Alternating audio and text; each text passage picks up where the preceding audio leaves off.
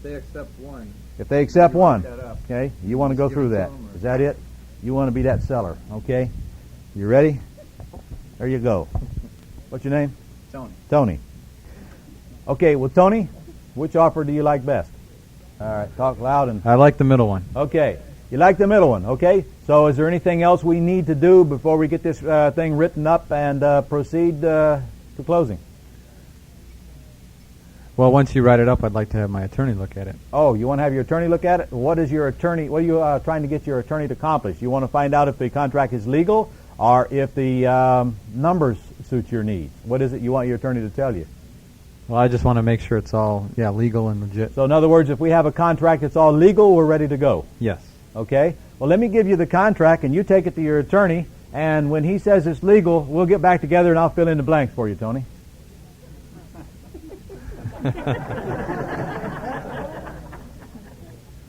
How long do you think that'll take you?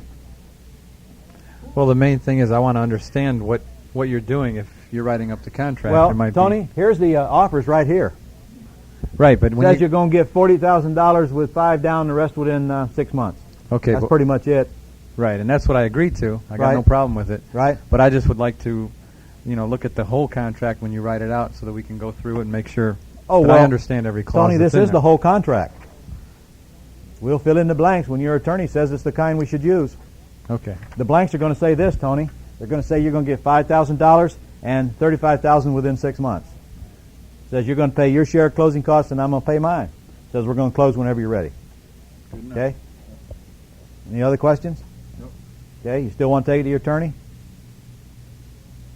Yeah. Okay, fine. When you want me to call you? Better yet, you call me when you get out of your attorney's office, will you? All right. All right. Good. If he wants to take it to his attorney, let him. Who cares?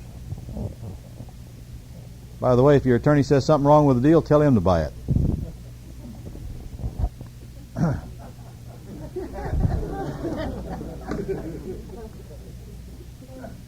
Ron, Yeah, why won't you fill out the blanks? because I don't want them shopping my contract and I don't want their brother-in-law scrutinizing it. That's why. I'm not going to leave them a filled-out contract. Okay?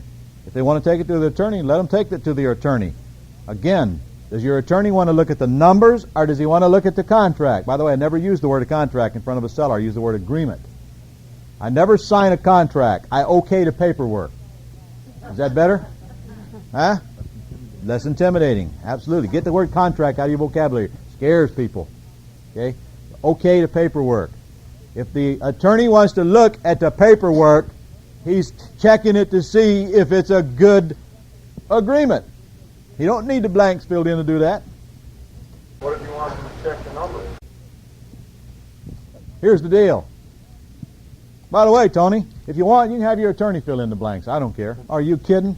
Where do you think most people go get their advice on what they ought to take for their house? From their attorney, like he knows.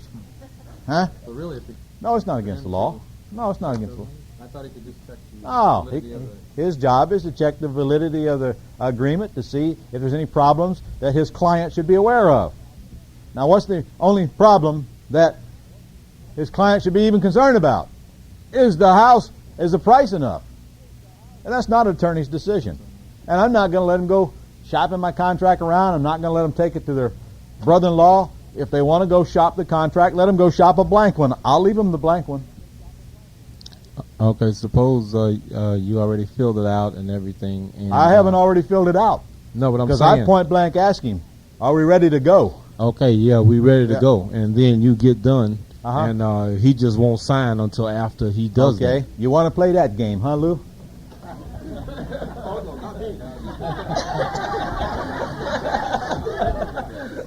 You're forgetting who's in control here, Lou. Here's the contract that I'm trying to get you to sign. Right? All right, and here's a blank one. Right? Lou, are you telling me you want to take this and shop it with your attorney? Well, Yes. yeah, I just want to get Okay. checked out. I'll tell you what. It's my company policy that I don't ever let an agreement that is completed get out of my hands because past experience has taught me that if it gets in the wrong hands, it creates a problem for me. If you want your attorney to see it, you take this blank one and you let your attorney see it. And if he finds anything wrong there, let me know and we'll correct it. Huh? Okay. And this baby's going in my briefcase before I finish my statement. You ain't even going to get a chance to. You ain't taking this to your attorney. Okay? If you want your attorney to look at it, go let him fill out one. That don't mean I'm going to sign it, but let him go fill out one. By the way, you're always better off filling out your own agreements. Okay? If their attorney gets a hold of it, you're going to have a whole lot of crap in there you probably don't want. And incidentally, is he going to put a due on sale clause in it? You bet. Okay? However, do I have to buy this house? If I run across this snag and I got to go overdo this attorney crap, and I've got a problem seller on my hands here, it's going to come down to a point pretty soon where it's, look, we going to do this deal or not? You know, I'm not going to play this game. I told you what I can do and I told you what I can't do, and we're going to have to do it, or I just don't have time to work on this house anymore. I got a lot of people out there that I've got to go see and see if I can create a solution for. And if you got the right buying machine cranked up, shouldn't that be the absolute truth? You should always have more people to go and see than you can go see. If you don't, you need to crank up the buying machine heavier, stronger, because you're not getting enough leads coming in. Now, if you're serious about this business, you'll always have more leads to process than you can handle. Don't ever shut down the buying machine. No matter how many leads you got. Crank up your pre-screening efforts. Crank up your offer-making efforts. Don't ever stop the buying machine. You can't get too many leads coming in. Just about the time you shut down that buying machine, you're going to miss a deal that'll make you $50,000. The day after you cancel that ad is the day that seller was going to call you. And the saddest part about it is you never knew you missed it. All right, offer number one could be an offer again where we all cash. Offer number two could be seller financing with small down. You could create another offer where you can give, could you trade an existing mortgage that you've taken back on another property into the property you're trying to buy? If I had a $20,000 note that I'm collecting payments on of $200 a month, could I offer that to my seller for $20,000 of their equity? Absolutely. In fact, would not they be smarter to take my note in addition to their note? Now they've got two pieces of collateral, two payment streams. If one stops, the other may continue. In fact, when you get out here in the world of owner financing and you start taking back paper, can't you exchange that paper for free and clear property?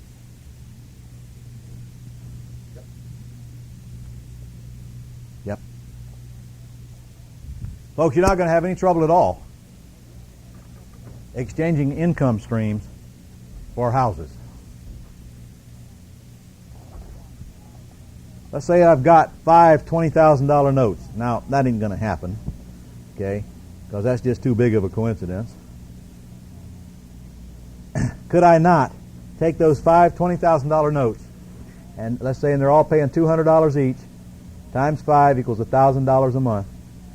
Could I not take those $20,000 notes and offer them to a seller with $100,000 worth of equity in a property, and have, if let's say the house is $100,000, could I not exchange those notes for that entire property and get the property free and clear? Is that any different than offering this seller a note on his property?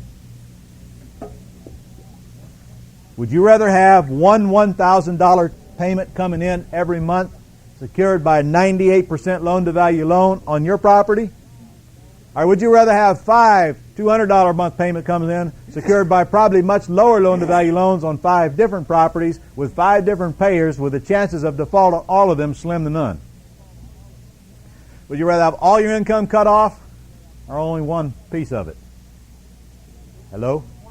Would you rather have 5 payers out here with 5 different houses with an opportunity for them to sell 5 different times and get you chunks of cash in $20,000 pops? Or would you rather have one $100,000 note waiting for somebody else to sell until you get paid off? The advantages to the seller are tremendous. It is not difficult to change notes that you're collecting now for equity and property. It's to their advantage to do so.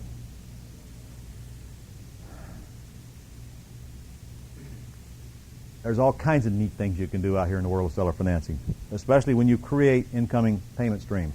For example, you can even use them to buy motorhomes with. I got a free and clear $30,000 motorhome. It's a 30-foot Southwind. I traded $30,000 worth of little old teeny second mortgages I took back on property. 5 of them it took to make the $30,000. Total payments coming in, $450. I traded those second mortgages for that motorhome free and clear. Stupid thing to do. I owned that motorhome for 5 years.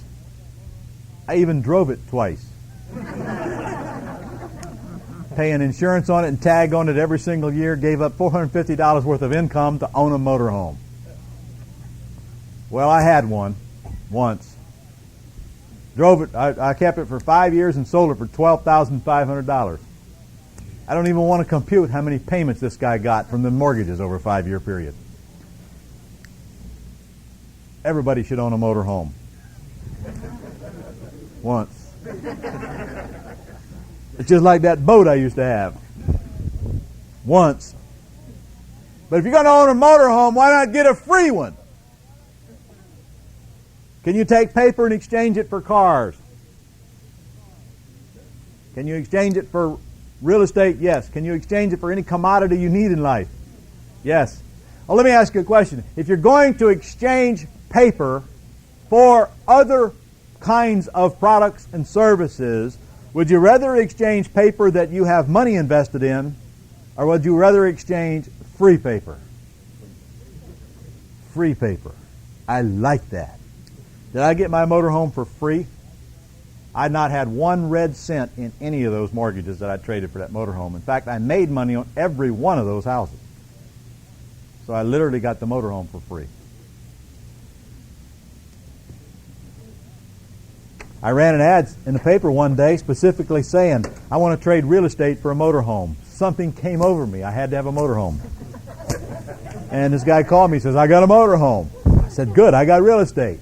And then I realized he didn't really want real estate. What he really wanted was an income stream. And then it hit me. Well, I got some of them. So I traded him.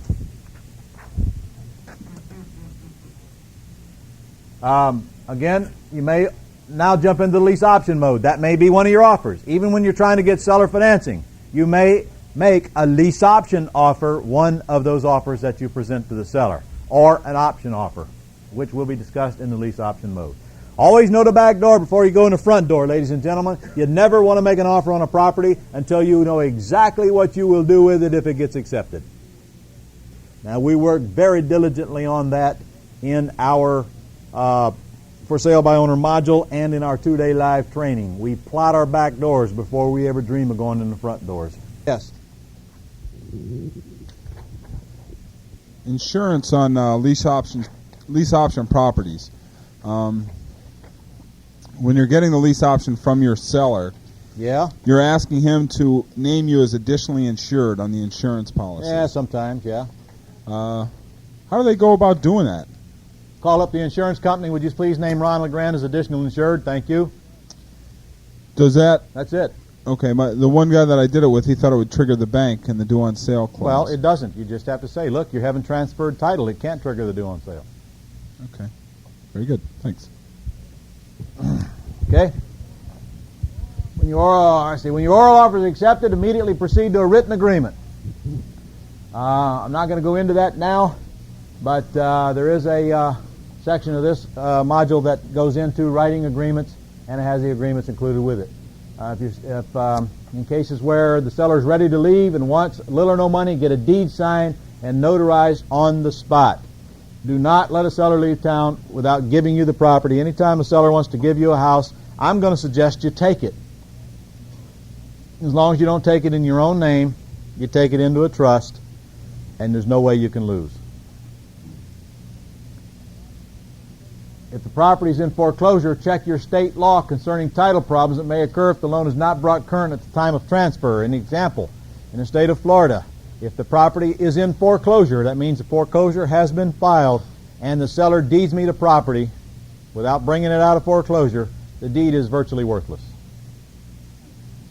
because there's a title problem there. If I take a deed, if it's already in foreclosure, the foreclosure must be cured at the time I take title, or I don't have good title. And there are several other states with that same problem, so beware of that if that's the case in your state. And you should always be aware of any disclosure statements your state requires and be prepared with blank copies. In California, you got some disclosure statements that have to be signed no matter whether you're buying or selling, and in several other states. Just get them signed. It ain't no big deal. Don't worry about it. Just get them signed. It's the same old disclosures everybody else has to sign.